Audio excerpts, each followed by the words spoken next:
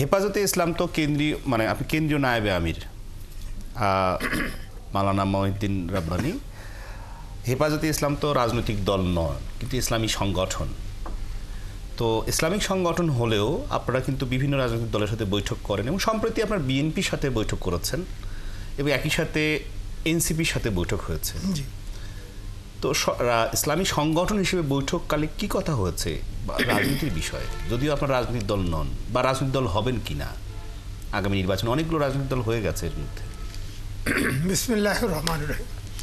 হেফাজত ইসলাম বাংলাদেশ একটা অরাজনৈতিক ধর্মীয় সংগঠন। হেফাজত ইসলাম বাংলাদেশের 13 দফা ভিত্তিক একটা সংগঠন। এটা ইসলামী এই 13 দফার ভিত্তিতে সংগঠন প্রতিষ্ঠিত হয়েছে। এই প্রতিষ্ঠা লগ্ন থেকে না, আমার প্রশ্ন ছিল যে আপনারা রাজনৈতিক দল না হয়ে ধর্মভিত্তিক সংগঠন হয়ে আপনারা বিএনপির সাথে এনসিপির সাথে আলোচনা করছেন, এটাই বলছি। কি আলোচনা হয়েছে? জি, অরাজনৈতিক দল হইলেও আমরা তো এই দেশের এক জনগণের একটা অংশ। তো সেই হিসাবে আমাদের উপর বিগত সময় যে নির্যাতন জুলুম হয়েছে, আমাদের গণহত্যা হয়েছে, সেই জন্য আমরা মনে করেছি আমাদের কেন্দ্রীয় নেতৃবৃন্দ রোজার শেষ ভাগে, আমি তখন এতেকাফে, আমাদের খাস কমিটির বৈঠক হয়েছিল। সেই বৈঠকে সিদ্ধান্ত হয়েছে যে বিভিন্ন রাজনৈতিক দলের সাথে আমরা বসবো। তার অংশ হিসাবে আমরা বিএনপির থেকে প্রথম সময় পেয়েছি, বিএনপির সাথে আমরা বৈঠক করেছি। এর পরবর্তী সময় আমরা এনসিপির থেকে সময় পেয়েছি, তাদের সাথে বসেছি। দুই দলের মধ্যে কি আলোচনা হচ্ছে? আমাদের সাথে আলোচনা, যেহেতু একটা অরাজনৈতিক সংগঠন, তাই আমাদের কয়েকটা দাবি আছে।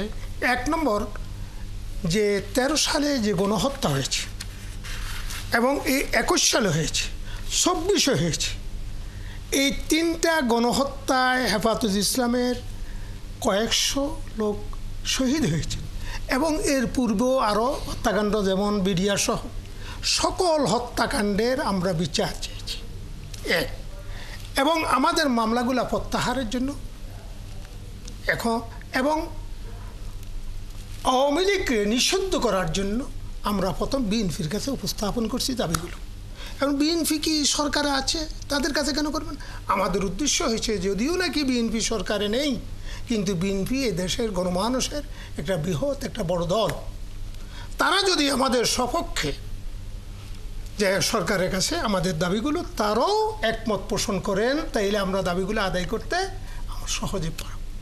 এর অংশ হিসাবে এনসিপির সাথে আমরা সাক্ষাৎ করেছি, এগুলো নিয়ে আলাপ করেছি। আলাপ করেছেন।